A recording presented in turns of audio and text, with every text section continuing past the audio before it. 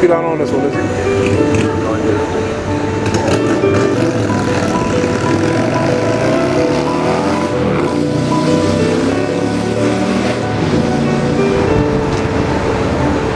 My city, like, they ain't recognize me as me being one of the best players, best guards in the city.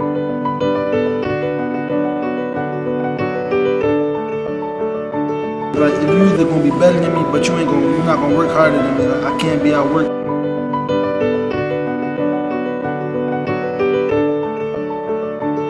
And me being at a smaller school, not knowing nobody, and nobody not knowing me, wasn't too good for me, so I had to make things happen.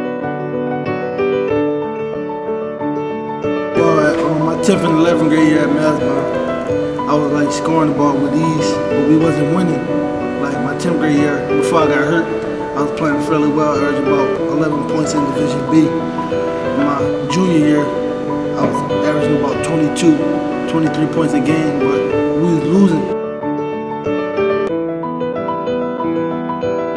It made me hungry. It made me play with a chip on my shoulder, and I just wanted to get it. I wanted to kill everybody that was in front of me.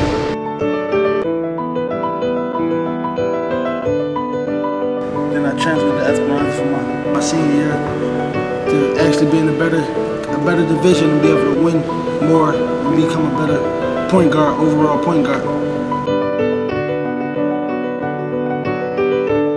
So yeah, last summer I accepted a full scholarship to D1 JUCO in Texas, Phillips College.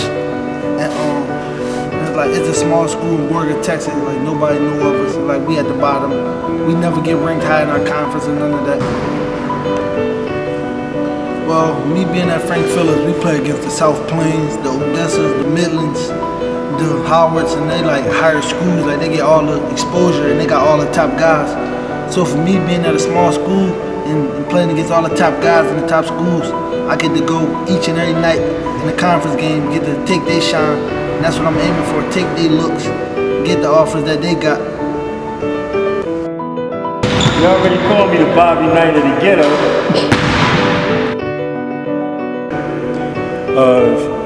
Mainly I came into the picture with Stanley as a trainer after a couple of his high school coaches put us two together. Since then, like I said, he has a relentless motor as far as training and improving. The first time you tell him that he's been doing something wrong, of course he'll give you lip, just like any young person will. But the thing that separates him from most young players is his introspection. And he'll take the information that you gave him, whether he likes it or not, and then he'll try to see how his overall game really fits into the previous correction or criticism you had of him.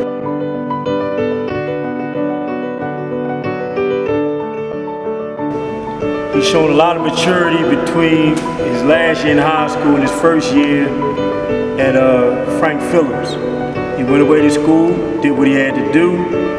He left with all A's and 1B, I believe. He understands that he's a student athlete now. And some kids never understand that, even ones with the opportunity he had to go away and go to school. As far as athletically, I don't think it's a D1 kid in the country that'll be able to stay in front of him. He has a first step, a jab stop, similar to Kimber Walker. And the other thing that separates Stanley from most young people is he understands a lot of the history of the game. You know, he always wants to, well, you ever hear about this guy, about Isaiah Thomas? Did you ever hear about Tiny Nate, Pooh Richardson, some of the guys that played in Philly before? And of course, as an older guy, I've heard about all of them. Watched him play, some of my coached when they were younger. I mean, his prospects going forward are bright. Out of all the young people I know,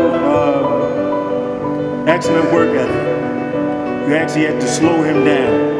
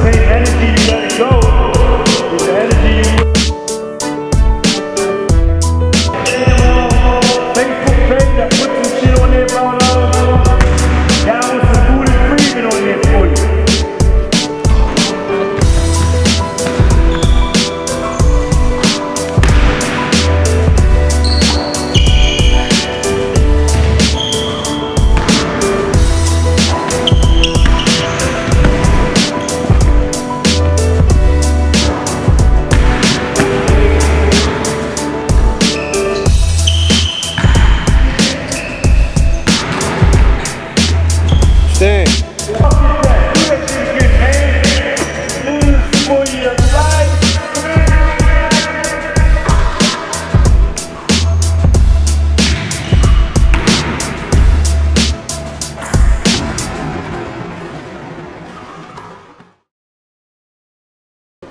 And shout out to Clahar34 Films. Who that 34? I just try to follow. I'm as respectful as I can be. I won't say nothing back to nobody. Look, I'm just quiet, my name. You know, first team, anything less. You didn't talk to me about that on Friday. Hey, you seen Dave? Get back, they got me on camera. I said, you seen Dave?